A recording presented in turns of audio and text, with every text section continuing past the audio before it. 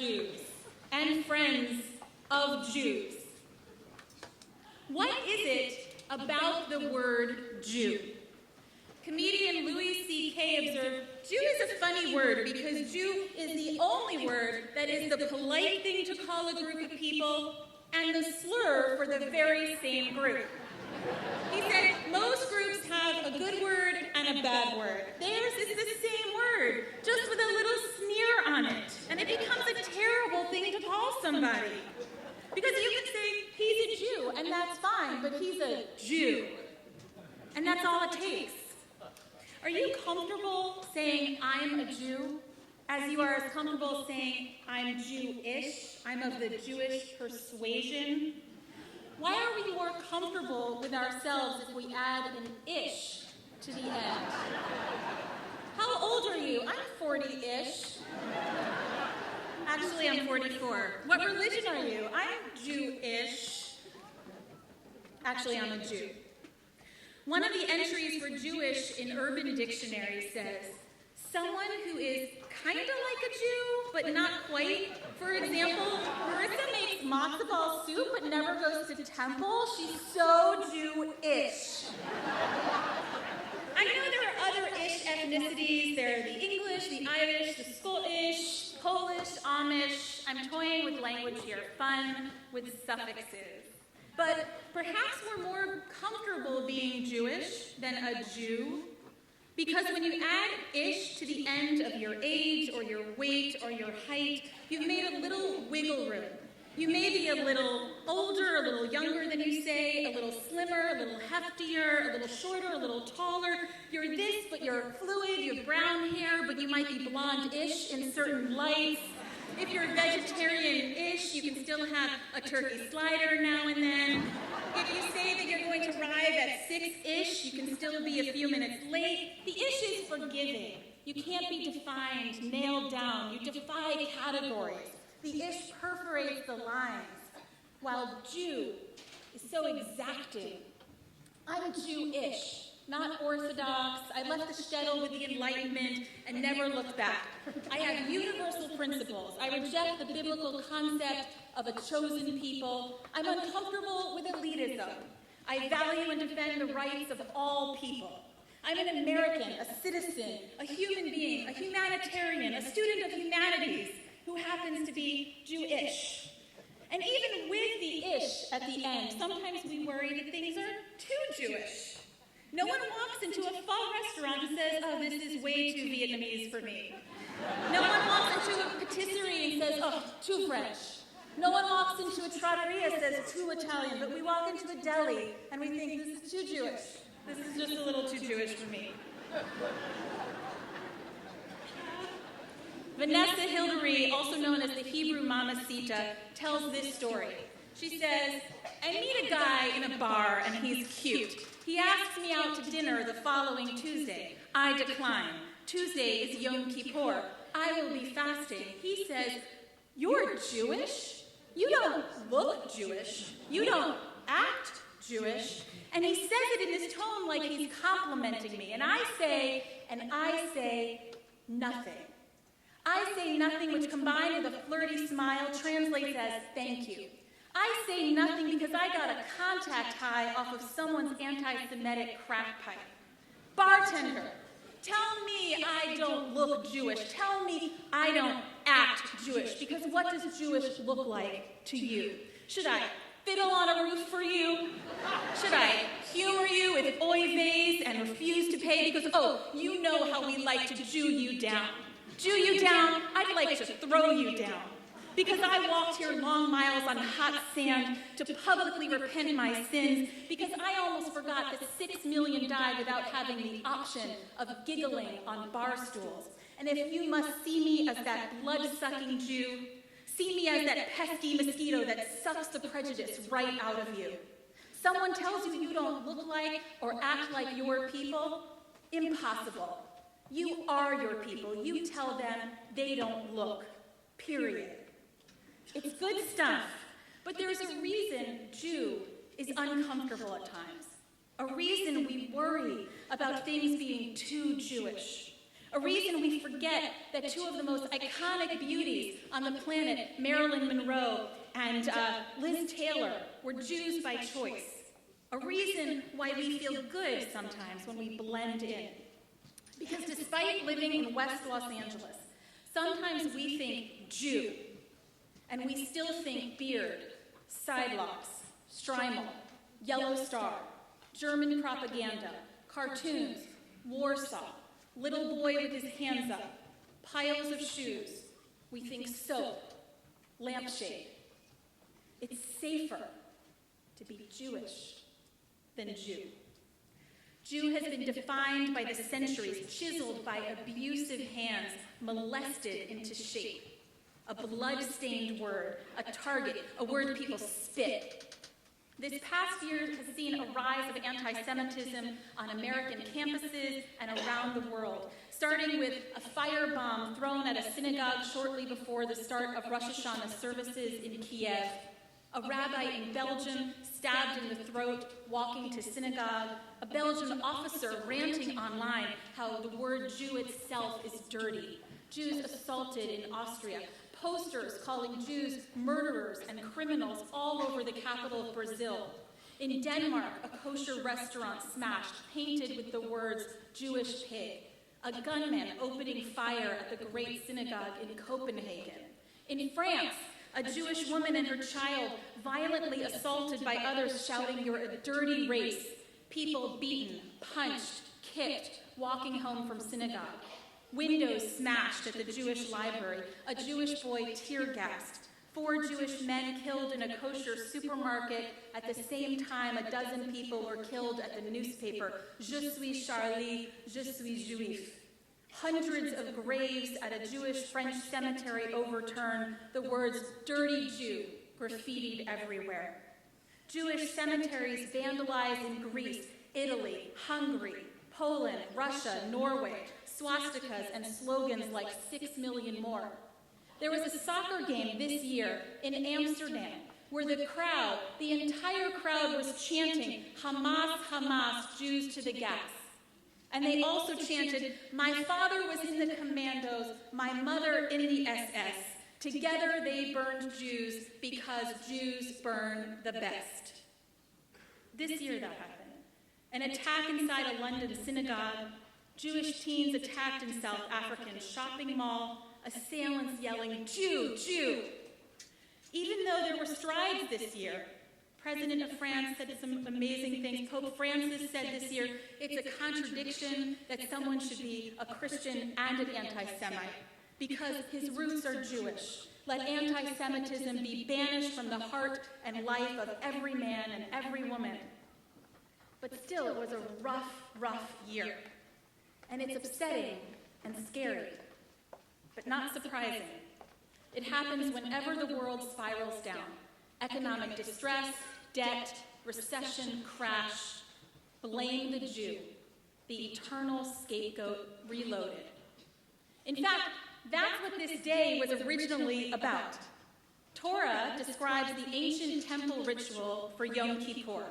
The high priest would take 2 goats, sacrifice one on the altar to God, and the other was sent off into the wilderness, the original scapegoat. We invented the scapegoat, and we are the scapegoat.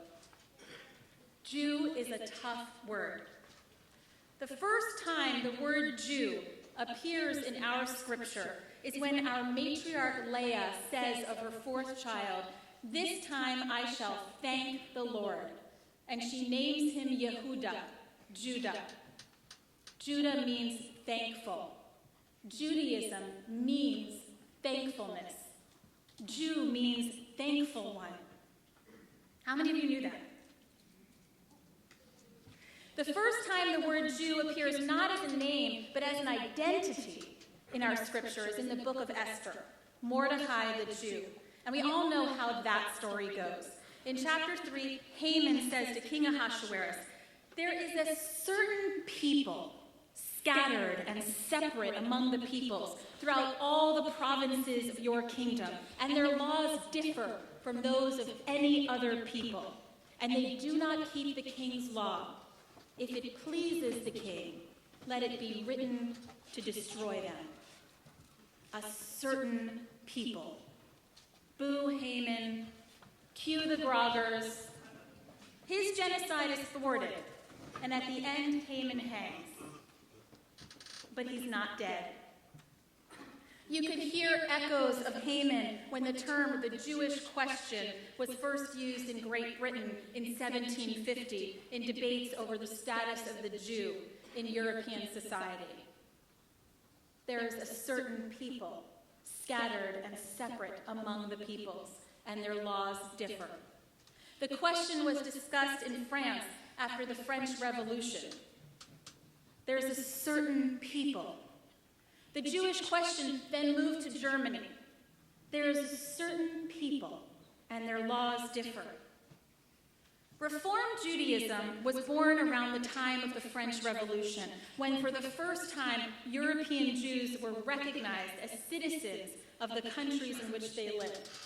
No longer ghettoized, no longer separate among the people, the Reform movement reformed Jewish practice to mainstream Judaism, pledging allegiance to this new world of opportunity. No longer German Jews, they were Jewish Germans. In its earliest iteration, our movement removed Hebrew from our prayer books, renounced circumcision, said that kosher laws and family purity laws were repugnant, renounced the hope for a restored Israel, called Germany the new Zion, replaced bar mitzvah with confirmation, and changed Shabbat to Sunday. They totally integrated. They assimilated. Even so, Haman's voice persisted. There is a certain people, scattered and separate, and they do not keep the king's laws. Karl Marx wrote a work called On the Jewish Question. There's a certain people. The Dreyfus Affair. There's a certain people. Theodor Herzl's answer to the Jewish question was Zionism. Hitler's answer was different. A genocide that would not be thwarted. As Haman said, if it pleases the king, let it be written to destroy them. Haman's revenge. Oh, once there was a wicked, wicked man. Haman was his name, sir. He would have murdered all the Jews, though they were not to blame, sir. Oh, today will Mary, Mary be. Oh, today will Mary, Mary be. Oh, today will Mary, Mary be.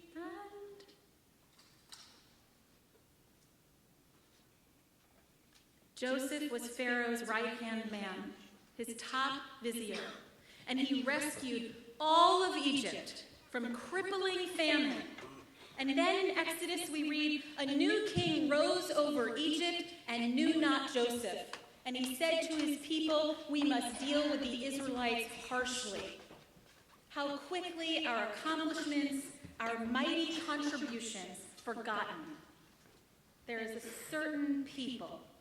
The echo of those words were heard this year at UCLA, when the student government questioned the ability of a Jewish nominee to maintain an unbiased view. There is a certain people, and they don't keep the king's law. Economic distress, debt, recession, crash. One goat to the altar, one goat to the wilderness. Bring out the scapegoat. There is a certain people. This certain people, religion, race, ethnicity, heritage, nationality, a tribe. What makes one Jewish? Birth mother, mikvah, cultural Jew, Hasidic Jew, Reform Jew. Is Judaism particular, universal, insider, outsider, settler, wanderer, the other, just like any other, self-loathing, self-loving, diasporic, Zionist, pacifist, activist, atheist, witness? I want my name back. I want our name back. Remember the poem by Edmund Flood? He wrote it in 1929 in France, but you might know it from the Maxwell, from the Haggadah, the Maxwell Haggadah, where he wrote, "I am a Jew because in all places where there are tears and suffering, the Jew weeps.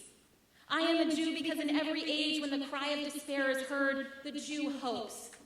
I am a Jew because the message of Israel is the most ancient and the most modern. I want my name back. I want to decide what my name stands for. My name is Jew. My name is smoothed by centuries of storms, polished by the rolling river of time. My name is a diamond, born of friction and pressure, thrust to the surface by fiery lava, precious and multifaceted. My name is Jew, and my name is the philosopher's stone, turning base metals into gold, turning all that is mundane in this world and infusing it with meaning, turning it into the shining substance of the sacred.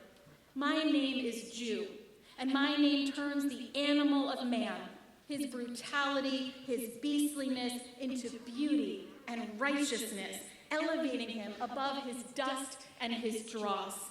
Jew is the stamp on the greatest love letter ever written, from creator to created.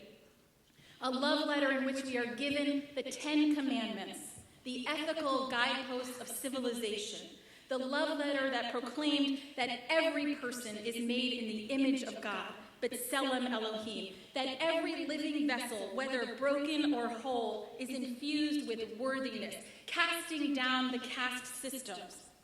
A love letter that told the story of all humanity descending from one couple, that we're one family, no one superior to another. A love letter that introduced the redemption of a slave people into a nation of priests, a people whose babies had been drowned in the river, a people beaten and in rags, restored to dignity, a thread of royal blue tied to the corner of their garments, a reminder of each person's inherent nobility. Dear mankind, here is Shabbat, the world's greatest religious institution, upon which the flower and the gardener stand as equals to one another, day of peace, of rest, of family, of vision of a future world. Enjoy, sincerely, the Jews. Dear mankind, I have put a rainbow in the clouds, and it will be a sign of the covenant between God and the world. Sincerely, Jews.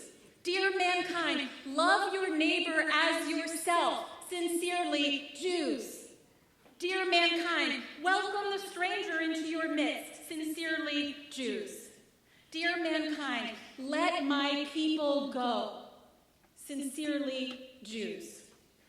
Dear mankind, give me your tired, your poor, your huddled masses yearning to breathe free, the wretched refuse of your teeming shore. Send these, the homeless, tempest-tossed, to me. Sincerely, Jews. Dear mankind, proclaim liberty throughout the land and unto all the inhabitants thereof. Love, Jews. I want our name back. Jew means championing what is arguably the single most revolutionary concept in human civilization, monotheism, one God, one universal moral code of conduct. Jew means having partnership with the divine for the repair of our broken world, tikkun olam, not outsourcing to any other authority. Jew means helping the other is my responsibility in my lifetime. Jew means confessing my shortcomings and striving to better myself. I want my name back. My name is Jew. Jew is the first to challenge the status quo and insist on the right to worship differently than the majority. Pluralism, the bedrock of democracy. Jew is heir and custodian of a civilization thousands of years old. Jew is living in perpetual mourning for all that was lost in the Holocaust, the pogroms, the Inquisition, the forced conversions, the exiles, the blood libels, while at the same time living in everlasting gratitude, the thankful ones, for the gift of life. Jew is barely 1/5 of 1% of the world's population, 22% of all the world's Nobel Prizes, marveling at the almost unimaginable determination to persevere against all odds without ever losing hope for a brighter future. Rabbi Jonathan Sacks wrote, "I am a Jew because, though at times we suffered the deepest poverty, we never gave up on our commitment to helping the poor." He said, "I'm proud to belong to a people, Israel, whose name means one who wrestles with God and man and prevails. For though we have loved humanity, we've never stopped wrestling with it. And though we have loved God with an everlasting love, we've never stopped wrestling with God, nor God with us.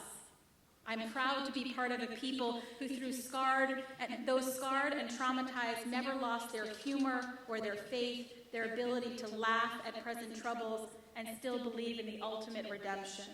Who packed timbrels when they left Egypt because they believed that one day they would sing on a safe shore. I want our name back, the name of a people whose father Abraham was not afraid to raise his voice to God and ask, will not the judge of all the earth act justly?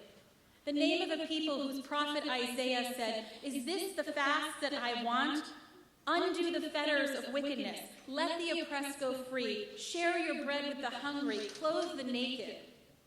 Elie Wiesel said that being a Jew means not seeking to make the world more Jewish, but more human. I want our name back with all of its Jewtacular, Judacious, Jubunctious, Jutabulous, Juliciousness. All of that sweet charoset and all of that bitter horseradish, its chutzpah and its menschlichkeit. To be a Jew is to be a poet, to derive meaning from stone and brook, to be an artist. The community is your medium, to dance with the cycles of the moon, to be in tune with the seasons. To be a Jew is to know how to sow in tears and reap in joy, to make song out of sighing, to make light out of shadows. To be a Jew is to be called, to stand up for justice, to collect the shards of a broken world and rebuild. To be a Jew is to be hope, hatikva, miracle, to defy fate. To be a Jew is to be a soldier of ethics, strident and courageous, manly and virile, womanly and strong. To be a Jew is to be passionate, to have a vision and a voice and a bone to pick with God. To be a Jew is to be in relationship, I and thou. To be a Jew is to be invited into a beckoning and mystical tradition. Not a birthright, but a blessing. Not a burden, but a privilege. To be the thankful ones, despite it all. To be a Jew is to know how precious it is, how much there is to be thankful for, how much more needs to be done, to be partners with God and to take our work seriously, how far we have to climb, how tedious but how glorious the journey. To be a Jew is to take our most precious treasure, our Torah, and place it into the hands of 13-year-olds and say to them, with your fresh eyes and with your pure heart, you lead us, we trust you. I want to take our name, Jew, and rinse it in a desert well. Wring out its tears and mend its tears, and hang it on an olive branch to dry in the God's shine. Spread it out like a chuppah under which to renew our covenantal vows. Spread it out like a solar panel, its renewable energy charging through our veins. Spread it out like wings as we soar skyward to take a bird's eye view. Spread it out like a parachute as we come in for a landing. Wrap it like a comforter when in need of an embrace. Wear it like a many-colored coat. Jew is the rainbow, the sign of the covenant between God and the world. Jew is the rainbow, the ark, and the dove. I pluck our name out of the carnivorous claws of a self-destructive world and restore it to its Jupendous, Jumendous, Justonishing, Junominal, Juperb, Jurific, Jutastic, Juminous, Jucandescence, and bathe in its light for a moment before the blast of the shofar interrupts our basking and we're called back out into that calamitous world. meager tools in our pockets, delegates of the divine, charged with the task against all odds to help make things a little better for someone else. I am a Jew. I am thankful. The literal meaning of Jew is thankful one. On this holiest of days, let us reclaim the essence of who we are, and let us all be thankful. Baruch atah Adonai, she'asani Yisrael. Blessed are you, Adonai, who has made me a Jew. Amen.